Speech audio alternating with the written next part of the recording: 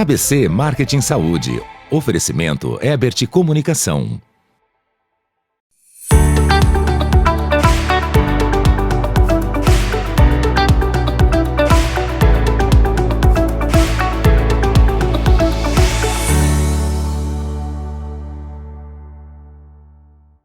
Boa noite, pessoal. Começa agora mais uma edição do programa ABC Marketing em Saúde. Como você sabe, toda semana debatemos um tema importante da área de marketing e comunicação para o mercado da saúde, além da participação dos nossos colunistas, as notícias da semana e também, a partir de agora, a cobertura dos principais eventos e principais lançamentos da área da saúde. Não saia daí que está imperdível.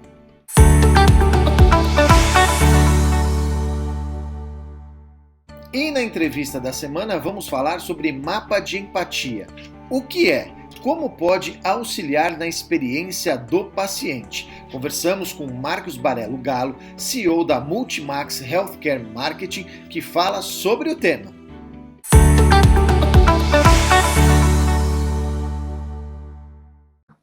Boa noite, pessoal. E no programa ABC Marketing Saúde desta semana, vamos falar de mapa de empatia. E o que é o mapa de empatia na experiência do paciente?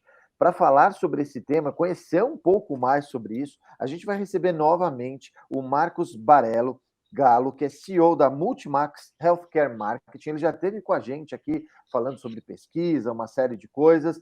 Marcos, tudo bem? Seja bem-vindo novamente ao ABC Marketing Saúde. Sim, prazer estar com vocês. Assisto muito o programa de vocês, é muito interessante, muito necessário até. Parabéns, obrigado. Marcos, quando a gente fala, a gente já falou muito, né? Quando a gente teve um primeiro papo, a gente falou lá sobre pesquisa, enfim, falamos lá de NPS, pesquisa quant, pesquisa quali, e o quanto isso era importante para a gente entender o paciente, a jornada dele. Quando a gente fala de mapa de empatia, para que a gente até começar, o que é o mapa de empatia? O mapa da empatia foi criado através de uma consultoria americana chamada Explain. A Explain, ela praticamente criou o Design Thinking, né? O mapa da empatia é uma das partes que compõe da criação do Design Thinking, né? O que é o mapa da empatia? Você, como como a palavra fala, né? Você se coloca no lugar do outro, né? A famosa regra de ouro. Ou seja, você calça calça o sapato dos outros, né? Tente entender as suas dores, os seus dores e os seus ganhos a partir do ponto de vista do outro.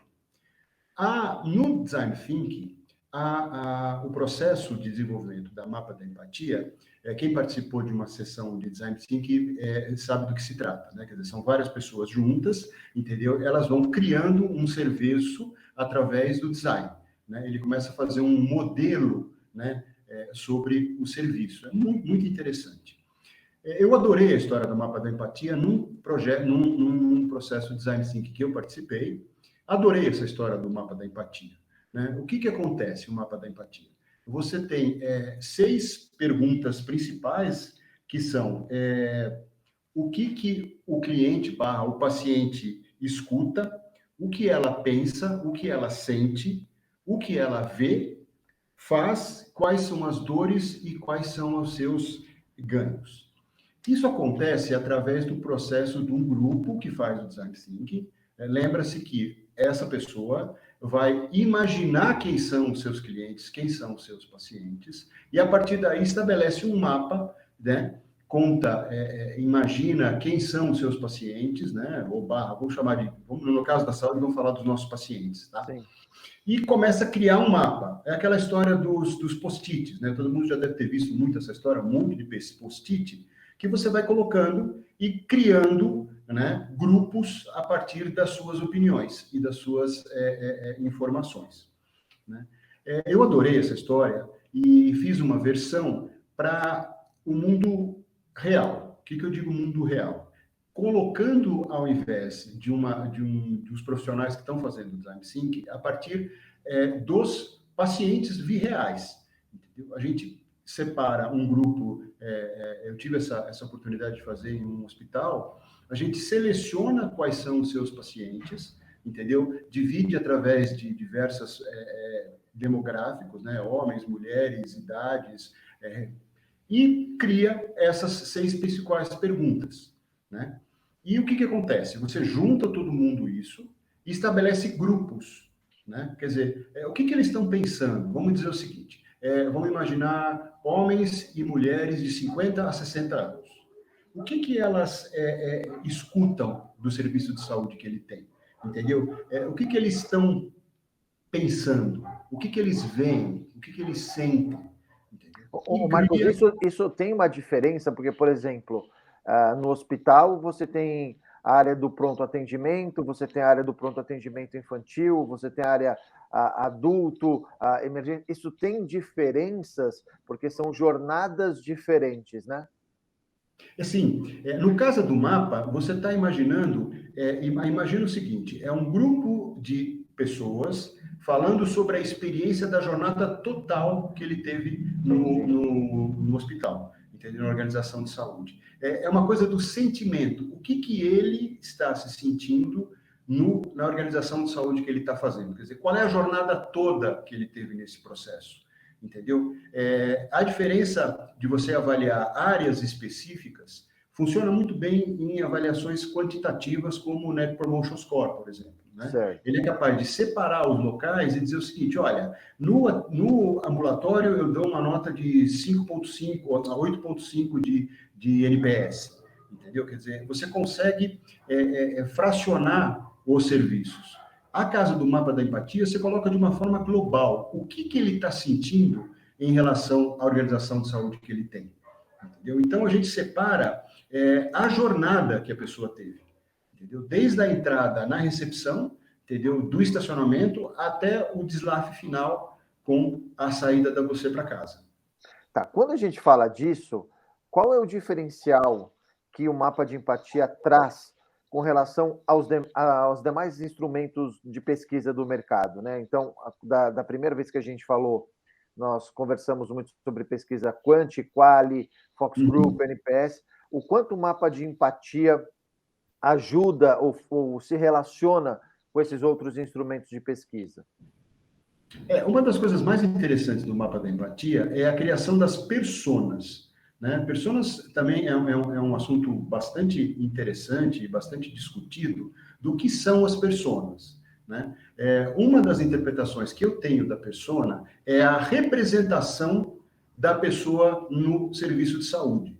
Eu dou um exemplo. Quer dizer, quem é aquele homem de 50 a 55 anos que usa a minha organização de saúde? Quem ele é? Entendeu? O mapa da empatia reúne todas essas pessoas e transforma isso em personas. Né? É um pouco diferente da adaptação do Design Thinking, onde a gente começa a imaginar quem é essa pessoa, como uma pessoa exatamente. A gente transforma essa pessoa numa persona, que ela é uma representação de várias pessoas a partir de opiniões comuns. Né? Quer dizer, todo mundo tem a convergência e a divergência. Na questão da pesquisa qualitativa, você reúne quem são essas pessoas. Então, você é capaz de imaginar quem é a persona daquela senhora de 70 anos que vai todo mês a fazer os seus exames. Quem ela é? Como é que eu dizer o seguinte? O que ele está escutando na organização de saúde? O que ele sente? Com quem ele conversa? Então, isso ajuda muito quando você for fazer comunicação, por exemplo, nas redes sociais. Entendeu? Você é capaz de criar um texto ou criar um conteúdo específico pensando nessa pessoa. Né? Você realmente começa a imaginar que é a Dona Maria, por exemplo. A Dona Maria é uma representação de diversas pessoas a partir da organização de saúde e da sua relação com ele. É diferente da pesquisa qualitativa, entendeu? Você cria uma diversas ideias de quem são essas pessoas que se relacionam com a sua organização de saúde. Né? Ô Marcos, quando a gente fala de empatia, como você falou, né, calçar os sapatos, né, se colocar no lugar do outro, a gente fala muito de tentar fazer, vamos colocar assim, um estudo também de percepção, né? Por que eu digo isso? Porque eu sempre faço uma diferença do sentido e percepção, né? Sentido, todo mundo, você tem lá um cheiro, sentido, todo mundo sentiu o cheiro. Percepção, um gostou, um não gostou. É tentar entender um pouco a percepção que cada paciente ou cada persona está tendo nessa jornada dentro de toda essa experiência da organização de saúde? Perfeito, você falou exatamente. Quer dizer, quando você chega por exemplo, o exemplo claro é a recepção, aquela parte inicial que você vai lá dar o seu documento, se for um hospital privado, se for o público, você tem que se identificar na recepção e vai fazer as diferentes, o que você vai passar lá dentro, você vai no pronto-socorro, você vai. Aquele momento, que é o chamado do espaço ansiogênico, né? Ou seja, aquele lugar, ele carrega muita expectativa dentro das pessoas. Por isso que o doente fala que é um lugar carregado. Ou seja, as pessoas, elas acabam sentindo a sensação dos outros. Uma fase, isso passa, é maior do que sentir, do que ouvir e falar, entendeu? Você transpassa para isso, quer dizer, você acaba escutando o que as outras pessoas estão falando e misturando isso com o que você está sentindo. Dependendo eu dou um exemplo bastante claro. Quando você percebe que tem um índice de demora muito grande, o grupo todo fica preocupado. E não, essa preocupação coletiva reflete dentro das organizações e dos profissionais de saúde. Todo mundo fica nervoso, entendeu? A sensação de nervoso passa para todo mundo. Né? Então, o mapa da empatia, ele consegue calcular no sentido de avaliar o que aconteceu naquele momento, entendeu? Quer dizer, a pessoa estava lá, eu tenho muitos problemas de demora, entendeu? Mas o que acontece durante essa demora? Como é que você sente essa demora? Entendeu? Você tem um televisor para assistir, muitas vezes o programa te agrada ou não, entendeu? Eu tive várias experiências claras de que você não pode colocar nenhum tipo de jornalismo dentro do cenário de espera, entendeu? A pior coisa do mundo. Acaba entendeu? trazendo mais estresse, né? Mais ansiedade e mais estresse para um momento que você já está tenso, né? Exatamente. Então, você tem que imaginar cheiros, entendeu? Outra coisa que ajuda bastante, e que muitas vezes o mapa acabou defendendo, plantas. Plantas ajudam muito a área de ansiogênica na área de espera. Quanto mais florida for a planta, mais empatia a pessoa tem do local, ela se sente tranquila. Plantas dão tranquilidade para os humanos, entendeu? Então, você precisa perceber através do mapa. Entendeu? Muitas vezes o mapa que está falando, fala assim, poxa, eu estou sentindo, mas eu não consigo ver nenhuma planta, ou seja, o banco é muito duro, entendeu? Eu estou muito distante. Esse tipo de coisa é que o mapa acaba pegando.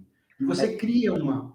Não, isso é complementando. Tem um ponto que você está falando, né? De se eu vou me colocar no lugar do outro, pelo que eu quero que este outro passe e o que eu quero passar, né? Em termos exatamente, assim, né? Esse é um ponto assim, é como até eu quero ser atendido, o que eu quero vivenciar nessa experiência, nessa jornada, né? Exatamente. É que você está falando tudo. E o mapa permite, primeiro, o que acontece? Os métodos qualitativos tradicionais, eles tinham uma maneira muito mais detalhada do que nós temos hoje. Nós temos um mundo muito dinâmico, muito rápido, tanto que não é longe que uma das principais metodologias é o NPS, que preconiza a pergunta definitiva. Né? O que aconteceu na pergunta definitiva? Seria uma pergunta só que pudesse representar tudo que você está falando. É a famosa do tipo, você indicaria alguém para uma empresa ou alguma serviço que você teve? Que é a famosa pergunta definitiva que gera o NPS. Lembra? A gente falou da última vez. Entendeu? Ou seja, o mapa da empatia, como tem seis principais, que tem esses três principais eixos que eu falei, entendeu? Que vai além do que você escuta, do que você pensa, vê, fala, dores e ganhos, entendeu? Então, o que é? São entrevistas em profundidade, com pessoas com capacidade de verbalização, que representam ele e o todo. Essa é a grande valade, quer dizer, você não fala de você, você fala da soma das experiências que você escutou naquele momento. Então, você está no momento empático. Por isso que a gente estabelece um mapa da empatia, entendeu? É a sua empatia em relação ao todo. Perfeito. Bom, muito legal. A gente está chegando aqui no final do primeiro bloco e a gente volta no segundo com o Marcos para falar dos benefícios desse instrumento, como ele pode ajudar a melhorar a experiência do paciente. Então, não saia daí que a gente volta já para o Marcos responder essas questões.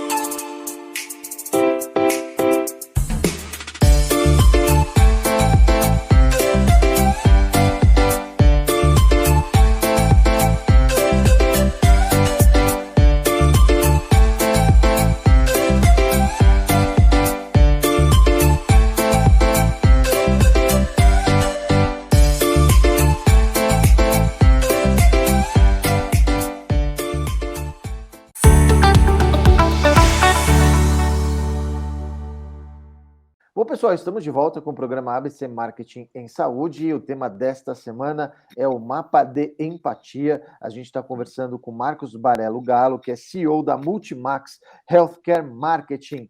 Marcos, primeiro bloco a gente falou muito aí dessa importância de como montar, de como mapear. Para a gente retomar, quais são os benefícios de se usar um mapa de empatia? Entendeu? O grande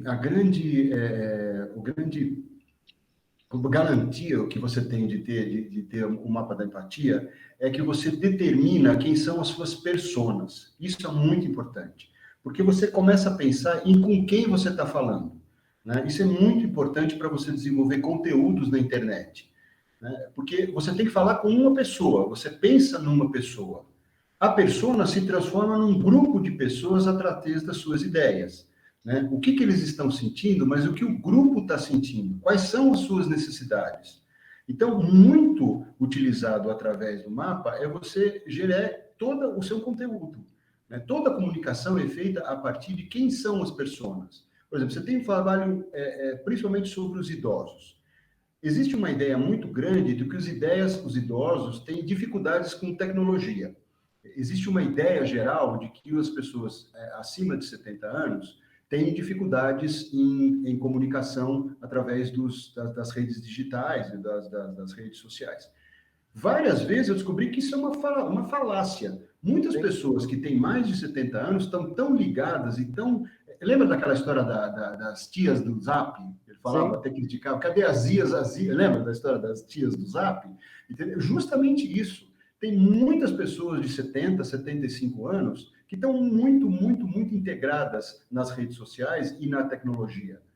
E a mapa da empatia acaba determinando a parte disso. Quer dizer, como as pessoas, os homens e as mulheres de uma faixa etária maior, se interessam em relação à tecnologia. Como elas usam isso. Entendeu? O mapa acaba determinando, dentro das coisas, do que ela está pensando, o que ela escuta, o que ela vê, e uma das coisas de como ela se relaciona, por exemplo, dentro da tecnologia, que vai ser definitivamente daqui para frente total, né? Quer dizer, daqui para frente a gente não tem que falar fora da tecnologia, é a tecnologia. Ô, Marcos, quando a gente está falando do mapa da empatia, você falou de um ponto que ele se relaciona com os outros instrumentos de pesquisa, mas o grande diferencial, vamos dizer assim, é você poder traçar as personas, esses grupos, e a empatia dele, né, com os outros, né? Uhum. Quando a gente fala disso, me parece assim que a gente tem que, para fazer o mapa da empatia, você vai ter que ter um trabalho muito forte de escuta e uma escuta ativa, né? Daquelas 6 perguntas que você citou no início.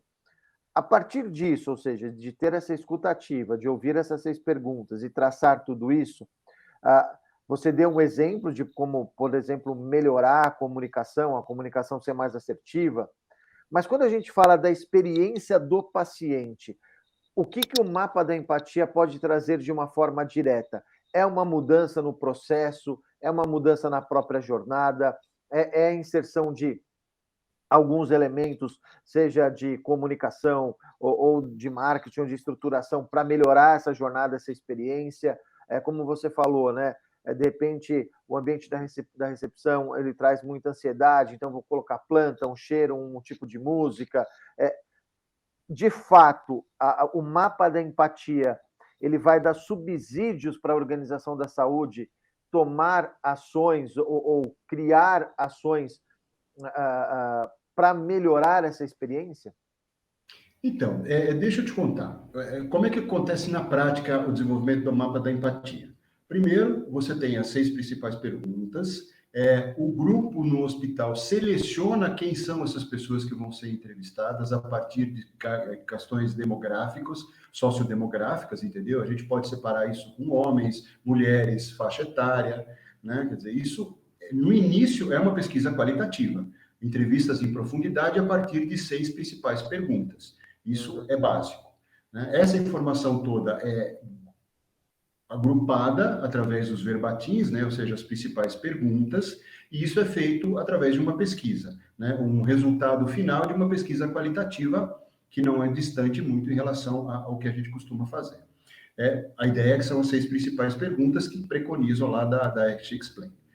A segunda fase disso é reunir um grupo de profissionais dentro da Organização de Saúde, pessoas que são chave, né, na organização, entendeu? O pessoal da área administrativa, o pessoal da área técnica, todo mundo se reúne estas informações todas e a partir daí estabelece quem são as pessoas, entendeu? Você entende qual é esse processo empático dos pacientes e os grupos, né, o grupo de pessoas desenvolve quem são essas pessoas.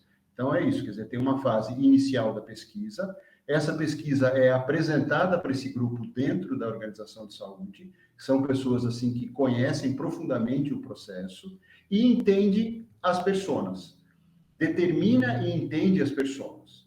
A partir desse momento, várias ações são feitas, desde a administrativa, porque você consegue entender, como eu te falei, quais são os ônus e os bônus dos seus pacientes, quais são as dores e quais são os seus ganhos.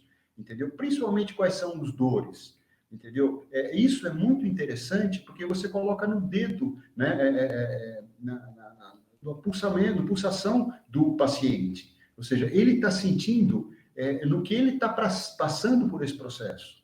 Isso pode ser feito em diversas áreas. Como são vários profissionais que estão conversando sobre isso, entendeu? Várias ações podem ser feitas. O importante é você determinar quem são as pessoas que serão entrevistadas.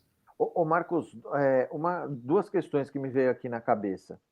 A primeira, quando a gente fala muito, estou falando do mercado em geral, a gente fala muito daquela questão do consumidor oculto, o consumidor misterioso, né? Que vai se passar ali por um consumidor e quem está ali atendendo não sabe que ele ali é um pesquisador. O consumidor oculto, o consumidor misterioso, ele pode ajudar na formação do mapa de empatia? Olha, eu acho que sim, dependendo eu gosto muito da história, essa metodologia do cliente, do paciente oculto é fantástico, né? Porque quanto mais sincero ele for na sua relação como paciente, como cliente, melhor, entendeu? Ele simplesmente quer sentir o que está acontecendo com ele de uma forma absolutamente franca. Como é absolutamente franco, ele pode participar do mapa sem nenhum problema. Quanto mais franco e mais sincero ele for nesse processo, e quanto mais rico forem as informações, quer dizer, quanto mais ele consegue entender e absorver do que ele está passando, melhor será. Entendeu? Então, a grande história é a profundidade que você dá das informações do que o paciente está sentindo. Então, mas o fato de ele se passar por um paciente, né? Ele está ali recebendo toda a experiência de fato de uma jornada. Ele pode pegar essas informações e trazer isso para o mapa de empatia. Olha, eu vivenciei isso, eu tive isso, essa percepção. Ele pode enriquecer o mapa de empatia na hora da discussão. Sem dúvida. A grande vantagem dos clientes ocultos é que eles recebem um treinamento para poder perceber as coisas que estão acontecendo. Entendeu? Isso é muito importante. Por isso que a importância de você ter a capacidade de verbalização que você tem de quem vai ser entrevistado nas pesquisas qualitativas. Porque tem pessoas que têm mais capacidade de entender a percepção do que está acontecendo e tem pessoas menos. entendeu? Não é uma questão de inteligência nem nada, é a questão de você estar mais, entre aspas, ligado ou não. A vantagem de você ter um cliente oculto é que ele recebe uma certa, um certo treinamento para prestar atenção de determinados detalhes, né? Isso potencializa a sua percepção em relação à relação que você teve na jornada. E só melhora, entendeu? Só melhora. Acho que fica perfeito. Legal. Ô Marcos, a gente está chegando ao final, mas eu queria fazer mais uma pergunta, porque me veio aqui a gente conversando. Obviamente, a gente estava falando aqui do mapa de empatia para auxiliar na experiência do paciente, mas você falou muito de se colocar no lugar do outro, de entender as pessoas, enfim. É possível, como a gente fala de organização da saúde, a organização da saúde tem vários agentes importantes ali, é possível ou daria para se aplicar o mapa da empatia, por exemplo, com o corpo médico, para saber como os médicos estão se sentindo ali, qual a relação deles com aquela organização de saúde? É possível a gente, óbvio, quando a gente pensa no paciente, está pensando ali no paciente e no consumidor, mas é possível a gente aplicar e também utilizar um mapa de empatia para o público interno, em especial, por exemplo, os médicos? Olha, quando o pessoal do Explain desenvolveu o Design Thinking, que foi uma coisa que já era revolucionária, de você imaginar um serviço através do desenvolvimento de uma coisa viva, né? A história do Design Thinking é de você fazer um modelo a partir do pensamento do design, do serviço. Isso foi revolucionário e continua muito revolucionário. E é aplicável, e uma coisa legal da ciência humana, é que você pode adaptar diversas condições a partir de uma ideia original. Eu acho ótimo, quer dizer, quanto mais pessoas estiverem falando sobre o que eles estão pensando, o que elas estão sentindo, quais são as suas vantagens, quais são as suas dores, melhor será a determinar o quanto você se coloca no lugar do outro. Quanto mais você tiver metodologias usando os colaboradores, melhor será, entendeu? Mais pessoas vão poder falar sobre isso e mais pessoas vão poder entender do que está acontecendo. Porque escutar é falar, entendeu? Explicar é compreender. Durante o mapa, você aprende e ensina muito, tanto para quem está escutando, quanto quem está falando. Então, o mapa é muito rico, o nome é muito rico e muito representativo do que você está falando. É a história que eu fui falando, da regra de ouro. A empatia quando você fala da de um mapa, parece que você está trazendo ali o caminho, né? O mapa ele vai te guiar, né? O mapa chama justamente isso, né? Você interpreta quais são os caminhos que o teu coração está te dando através da empatia. É muito legal. Eu adoro muito. Metodologias qualitativas me apaixonam. Bom, legal. Bom, queria agradecer, Marcos, mais uma vez por tua presença aqui no ABC Marketing Saúde. Sempre que a gente tiver temas relacionados a isso, a gente vai te consultar. Vai ser um prazer. Muito gostoso saber mais sobre o programa de vocês. Você é um ótimo apresentador, o trabalho é maravilhoso, eu assisto sempre. Parabéns e obrigado pelo convite. Obrigado, viu, Marcos? Obrigado a todos. E você continua aí assistindo o programa ABC Marketing Saúde, como você sabe, a gente traz nos próximos blocos as notícias da semana, a participação dos nossos colunistas e muito mais. A gente volta já.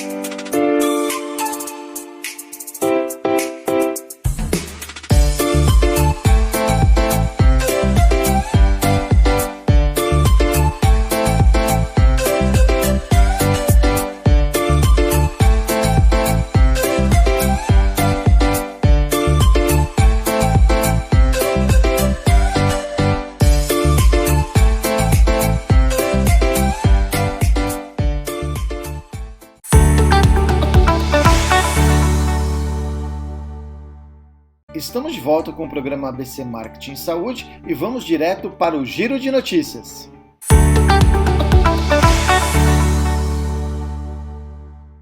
Mais Arte, Menos AIDS 2021 é a mostra virtual de arte com artistas que vivem e convivem com HIV. O evento digital acontece agora, sábado, 27 de novembro.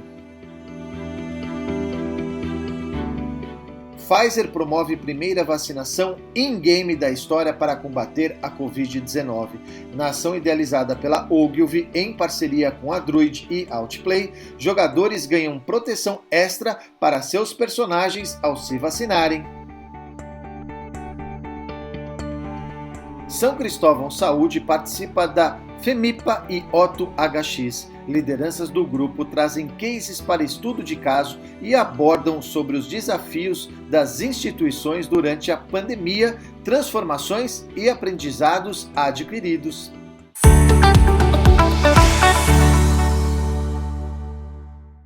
Estas e outras notícias você pode acompanhar no portal do ABC da Comunicação. Acesse abcdacomunicação.com.br. São mais de 45 notícias diárias sobre o mercado de marketing e comunicação e com uma editoria específica de marketing em saúde.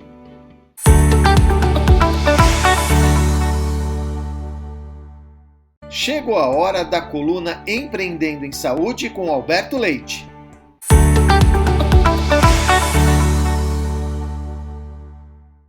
Olá, tudo bem? Bem-vindos a mais uma pílula. Hoje a gente vai falar sobre o mercado de saúde. Muita gente me fala assim, qual é esse mercado de saúde? Imagina que é o mercado de médicos somente. Mas vamos pensar no mercado na sua extensão completa. Então nós vamos pensar desde a hora que a gente faz prevenção, aí nós estamos falando de clínicas de estética, nós estamos falando de academias, nós estamos falando de alimentação saudável, nós estamos falando de pilates, massagem, ou seja, nós estamos lá na ponta, a gente vai entrar na atenção primária quando acontece alguma coisa. Aí na área pública, UBSs, UPAs, clínicas de primary care, central care, todas essas coisas que atendem a gente, doutor consulta, doutor, tudo que é doutor que aparece aí na frente é atenção primária. Aí a gente vai para hospitais, laboratórios, centros de diagnóstico, análises clínicas, ou seja, tudo isso faz parte da cadeia de saúde. Aí a gente tem todo em volta uma questão que são os fornecedores de suprimentos, materiais, tudo isso. Nós estamos falando aí num setor que é facilmente 12% do PIB brasileiro. É bem grande e é legal você saber disso para pensar em marketing nessa hora, tá bom? Valeu!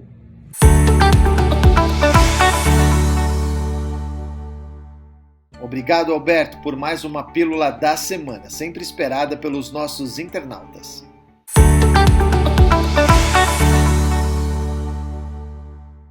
Bom, comunidade ABCcom, chegamos ao final de mais um programa ABC Marketing Saúde. Se você quer ver sua pauta por aqui, envie um e-mail para a nossa redação. Não deixe de se inscrever em nosso canal, ativar o sininho para receber as notificações e dar um like no vídeo, que além de nos ajudar na produção, ranqueia melhor o nosso conteúdo para atingirmos mais profissionais da área de marketing e comunicação da saúde. Semana que vem, a gente tá de volta com mais um ABC Marketing Saúde e conto com a sua audiência. Até lá!